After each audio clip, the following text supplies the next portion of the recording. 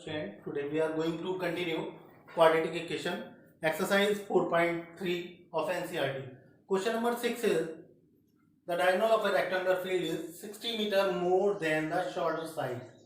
If the longer side is 30 meter more than the shorter side, find the sides of the field. Here the field is rectangular, so we are just going to make a rectangular field, means we are making over here a rectangle with naming A, B, C, D. AC is the diagonal, so we can draw the diagonal. अब इस question में हमें क्या करना है, दिया हुआ है शॉर्टर साइड. शॉर्टर साइड हमने क्या मान ली, शॉर्टर साइड इसमें हमने BC को सपोज कर लिया, और लॉन्गर साइड कौन सी हो गई इसकी मान ली AB है, और डायगोनल कितना है AC. तो according to the question, question number 6, let the shorter side be x meter, then the longer side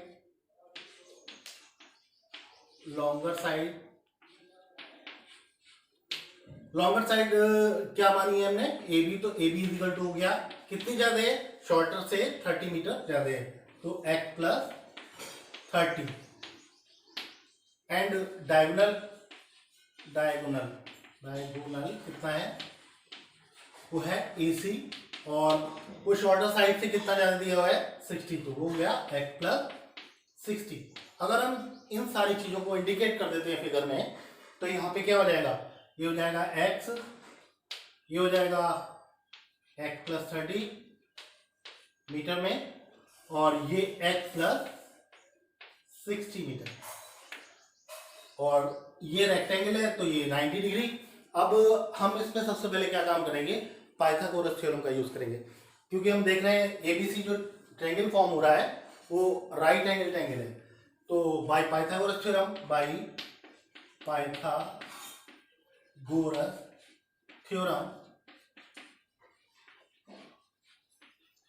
क्या होता है पाइथागोरस थ्योरम, हाइपोटेन्यूज का square is equal to perpendicular square plus base square. तो यहां वाले केस में क्या हो जाएगा, AC स्क्वायर, क्या है AC, hypotenuse is equal to AB square plus BC square. ये पाइथागोरस थ्योरम है. तो अब ये वैल्यूज अगर हम इनके जगह पे प्लेस करते हैं, तो यहाँ पे आएगा x प्लस 60 होल स्क्वायर, ये दिया हुआ है. AB कितना की मैंने x प्लस 30 होल स्क्वायर, और BC हमने कितना माना था x, तो x का होल स्क्वायर. अब इसको a प्लस b के होल स्क्वायर से ओपन करते हैं यहाँ पे और यहाँ पे, तो ये हो जाएगा a स्क्वायर प्लस 2ab, इन दोनों की 2 से मल्टीप्लाई, प्लस b स्क्वायर यानी 60 का स्क्वायर, और 60 का स्क्वायर कितना होता है 3600, तो ये 3600 इजिकल टू में a स्क्वायर फिर से प्लस 2ab, इन दोनों की 2 से मल्टीप्लाई, तो ये हो गया 60x, और फिर b स्क्वायर का मतलब 30 का स्क्वायर, यानी ये कितना हो जाएगा 900. अब प्लस में क्या है x स्क्वायर. तो ओवरऑल अगर देखते हैं तो स्क्वायर से लिखते हैं पहले, x square plus 120x plus 3600 is equal to x square 2 बार दिया हुआ है, तो ये कितना हो जाएगा 2x स्क्वायर और प्लस 60x प्लस 900. क्योंकि हम यहाँ पे देख रहे हैं कि 2x स्क्वायर x स्क्वायर से ग्रेटर है, तो हम सारी जो इक्वेशन है उसकी सारी टर्म्स को और राइट साइड में ट्रांसफर कर देते हैं. तो शिफ्ट करने पे क्या होगा, ये सारे माइनस के हो जाएंगे, तो ये हो जाएगा 2x square plus 60x plus 900, ये तो एज इट इज रहा, और ये सब उधर शिफ्ट होंगे तो ये सब माइनस में आ जाएंगे 120x, और ये भी माइनस में 3600, और इसको शिफ्ट करने पे यहाँ कुछ नहीं बचेगा, तो इसको इक्वल टू में लिखेंगे 0. अब हमारे पास जो इक्वेशन फॉर्म होगी वो क्या फॉर्म होगी, 2x स्क्वायर में से x स्क्वायर को माइनस करेंगे, क्या हो जाएगा x square plus 120x minus का है, ये प्लस का है, तो इसमें से इसको सब्ट्रैक्ट करेंगे, तो यहाँ पे साइन किसका आएगा, यहाँ आएगा माइनस और 60x और 3600 में से 900 को सब्ट्रैक्ट करेंगे तो कितना बचेगा 2700। तो ये भी क्योंकि ग्रेटर है माइनस का साइन है तो यहाँ फिर से माइनस आएगा और ये आएगा 2700 और इजिकल टू में क्या आएगा 0। तो हमारे पास इक्वेशन हो गई, वो इक्वेशन हो गई x² माइनस 60x माइनस 2700। अब इसके फैक्टर हमें करने हैं और फैक्टराइजेशन मेथड से कर सकते हैं या कंबाइनिंग स्क्वायर किसी भी ढंग से कर सकते हैं, कोई मेथड अप्लाई कर सकते हैं।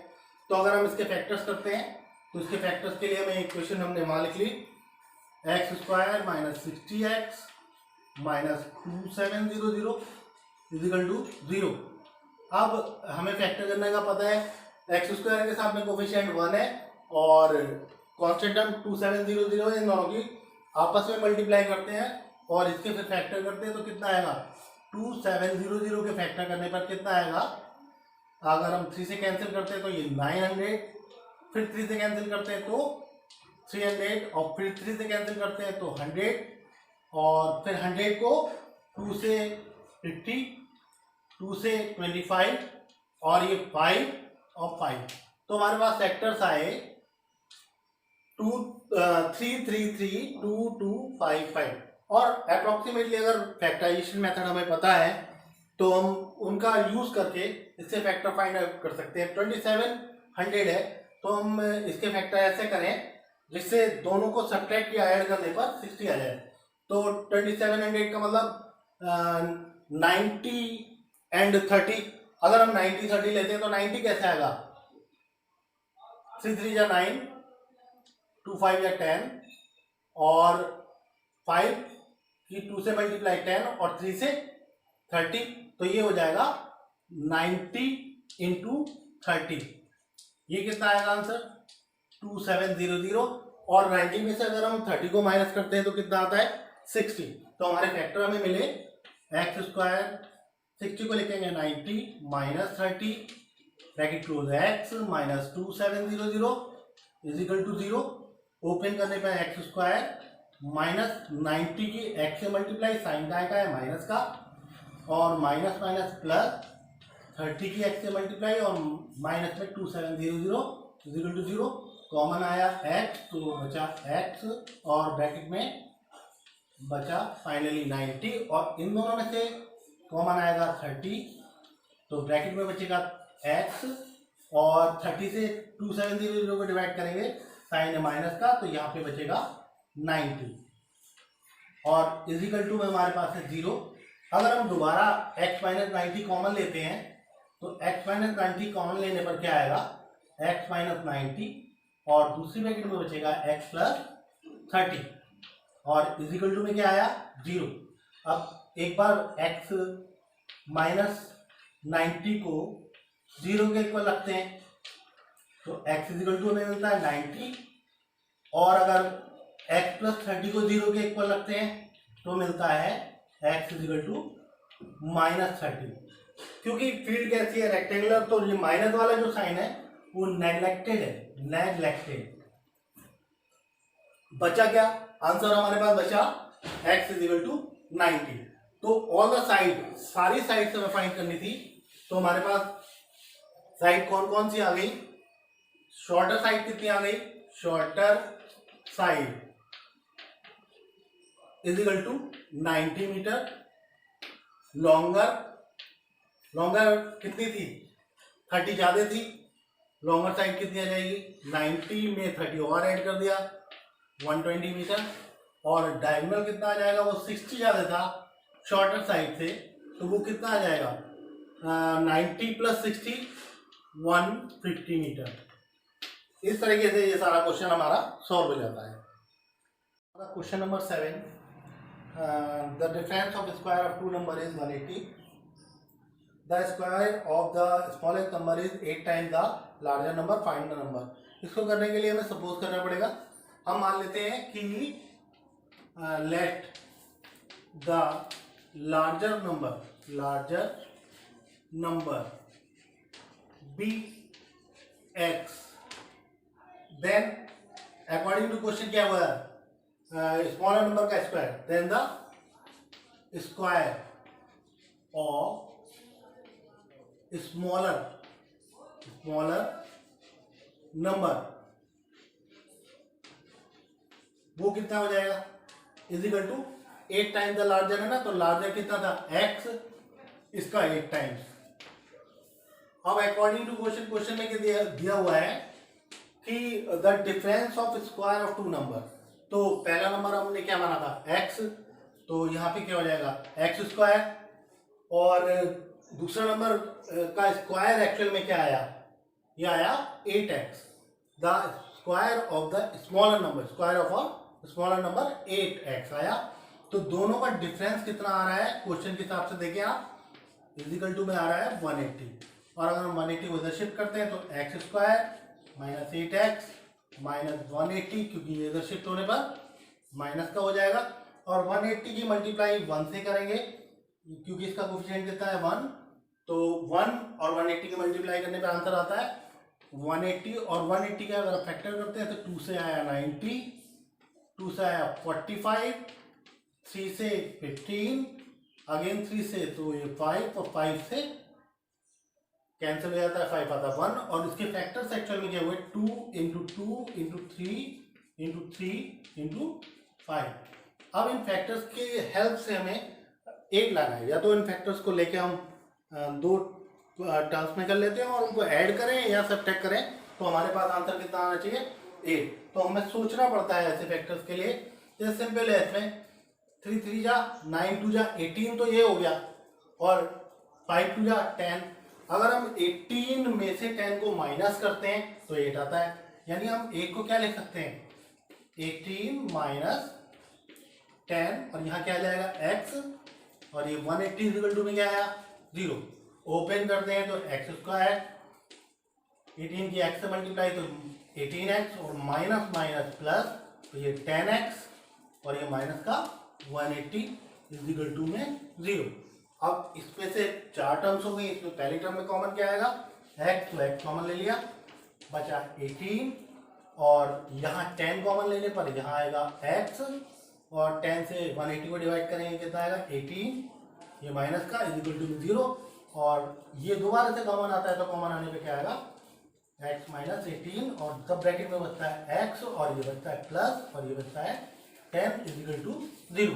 अब क्या करना पड़ेगा, इनको अलग अलग रखना पड़ेगा, अलग अलग में क्या रखना पड़ेगा कि या तो 80 x माइनस 18 किसके बराबर में हुआ 0, यानी x minus 18 is equal to 0, तो x इज इक्वल टू कितना हो जाएगा, ये उधर चला जाएगा प्लस में, और या x plus 10 is equal to 0, तो x इज इक्वल टू कितना आ जाएगा माइनस का 10। अब हमारे पास दो नंबर थे, तो एक नंबर हमने लार्जर नंबर तो फाइंड कर लिया है, तो 18 आया माइनस 10 आया, तो अगर 18 आता है तो हमने यहाँ पे 18 पुट करा, तो 1 नंबर क्या हो जाएगा 1 नंबर, यानी लार्जर नंबर कितना हो जाएगा 18, और जो स्मॉलर नंबर का स्क्वायर दिया हुआ है वो कितना दिया हुआ है 8 टाइम्स द लार्जर नंबर, तो square of smaller is equal to कितना दिया है 8 टाइम्स द लार्जर, तो 8 इंटू 18, तो स्क्वायर दिया है, अगर हम स्क्वायर से उधर रूट लेना चाहें तो रूट लेंगे, तो रूट लेने में क्या आ जाएगा स्मॉलर नंबर निकल आएगा, स्मॉलर नंबर कितना आ जाएगा अंडर रूट में 8 और 18, और इसके फैक्टर्स कर लेते हैं, तो 4 इंटू 2 18 के कितना हो जाएंगे 2 इंटू 9, इसके फैक्टर्स ओपन करना हमको आते हैं, 4 बाहर आता है रूट के तो कितना हो जाएगा 2, और ये 2 का पेयर है बाहर आएगा ये भी 2, और ये 9 अंडर रूट से बाहर आएगा तो 3, तो 2 2 जा 4 3 जा 12, तो 1 नंबर हो गया 18 लार्जर नंबर, और स्मॉलर नंबर हमारे पास क्या आता है 12।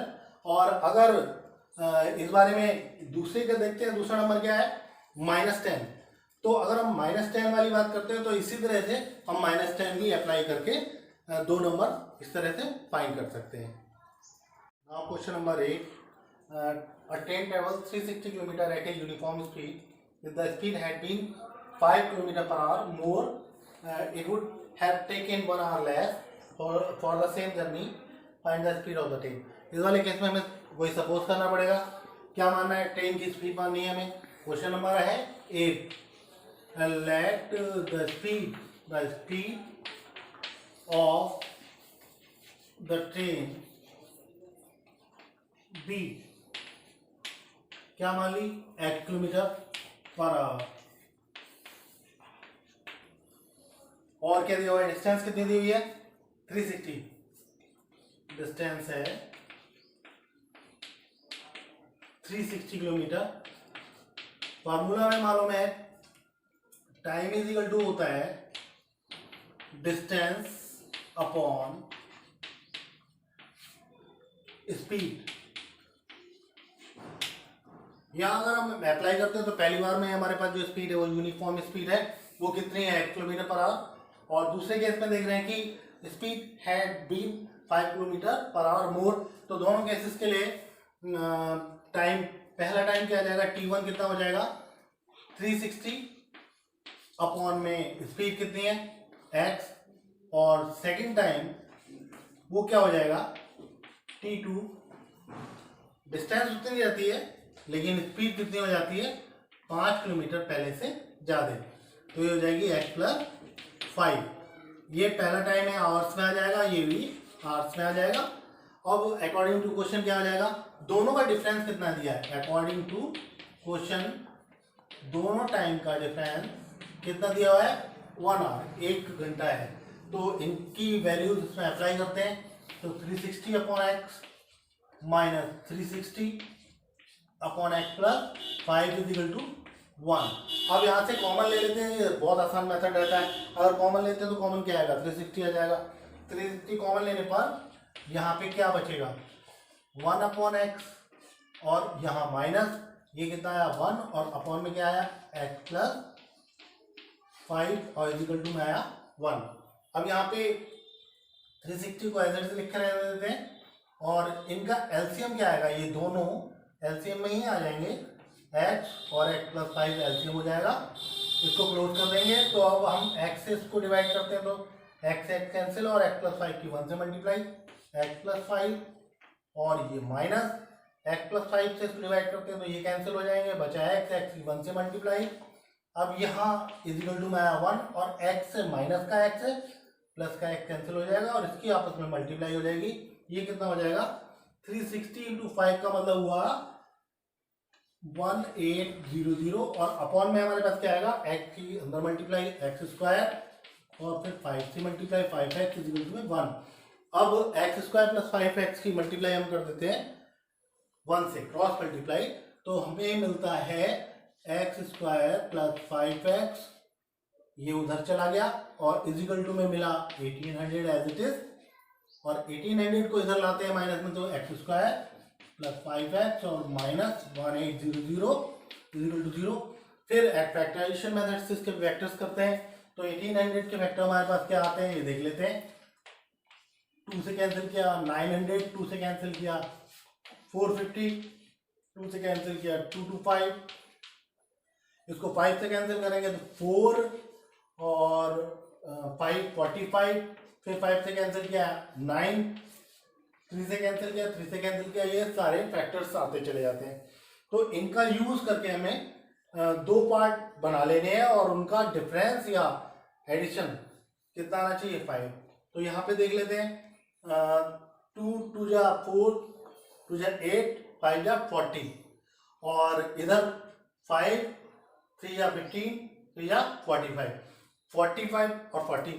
45 में से अगर 40 को माइनस करते हैं तो हमारे पास कितना आएगा 5, और उनकी मल्टीप्लाई करते हैं तो कितना आएगा 1800। इसका मतलब हम क्या लिख सकते हैं, 5 को लिख सकते हैं 45 minus 40 bracket close 1800 is equal to 0। Bracket open करते हैं तो एक्स स्क्वायर, इसकी मल्टीप्लाई 45x माइनस 40 की तो माइनस 40 की एक्स से करीब 40x हो गया, और माइनस 1800 इज इक्वल टू 0। इसमें से कॉमन आया x, तो बचा x प्लस 40, और यहाँ से माइनस का 40 बचेगा x, और minus minus plus 45 is equal to 0। x plus 45 दोबारा कॉमन लेंगे तो यहाँ बचेगा x, और माइनस में 40 इज इक्वल टू में 0। दोनों को अलग अलग लिखते हैं अगर हम, तो अलग अलग लिखने पर हमारे पास क्या आएगा ये देखना है। पहले हमने लिखा इधर x plus 45 is equal to 0। So x is equal to क्या हो जाएगा माइनस का 45। माइनस पे स्पीड कभी चेंज हो नहीं सकती, इसलिए इसको नेग्लेक्टेड लिखते हैं, नेग्लेक्टेड। और दूसरा क्या हो जाएगा x माइनस 40 इजिकल टू में क्या आ जाएगा 0। तो x इजिकल टू कितना आ जाएगा, उधर जाएगा शिफ्ट होगा plus kilometre per our. So speed of the train is 40 kilometre per our.